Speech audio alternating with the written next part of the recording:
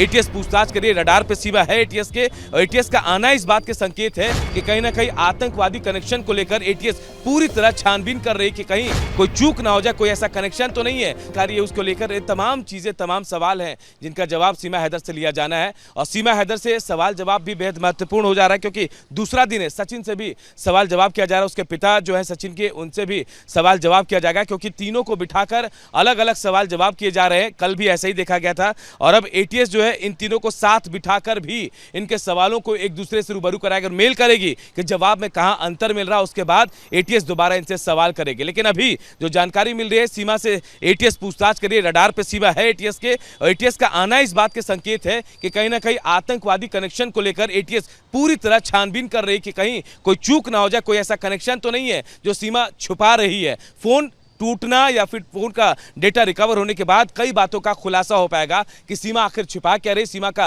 राज क्या है। देखिए, जो सोर्स बता रहे थे, एटीएस के जो सोर्स थे, उनके मुताबिक ये कहा जा रहा है कि सीमा 5वीं पास खुद को बताती है, लेकिन जो सवाल के जवाब उसकी तरफ से मिल रहे हैं वो बेहद अनसुलझे हैं। यानी सीमा बहुत सोच समझ कर जवाब दे रही है, और जिस तरह से एक्सेंट है उसका इंग्लिश का, ऐसा लग नहीं रहा कि वो सिर्फ 5वीं पास है।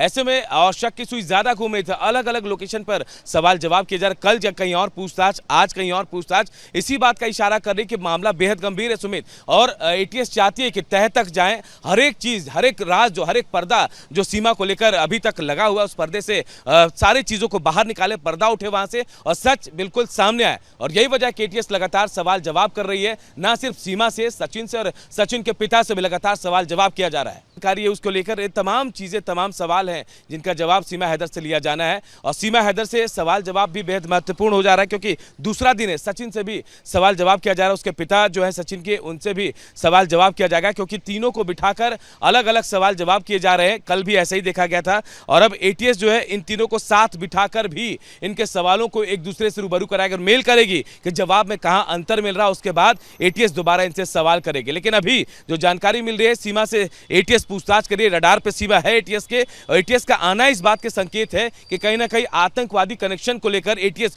पूरी तरह छानबीन कर रही है कि कहीं कोई चूक ना हो जाए, कोई ऐसा कनेक्शन तो नहीं है जो सीमा छुपा रही है। फोन टूटना या फिर फोन का डेटा रिकवर होने के बाद कई बातों का खुलासा हो पाएगा कि सीमा आखिर छिपा क्या रही, सीमा का राज क्या है। देखिए, जो सोर्स बता रहे थे, एटीएस के जो सोर्स थे, उनके मुताबिक ये कहा जा रहा है कि सीमा 5वीं पास खुद को बताती है, लेकिन जो सवाल के जवाब उसकी तरफ से मिल रहे हैं वो बेहद अनसुलझे हैं। यानी सीमा बहुत सोच समझ कर जवाब दे रही है, और जिस तरह से एक्सेंट है उसका इंग्लिश का, ऐसा लग नहीं रहा कि वो सिर्फ 5वीं पास है।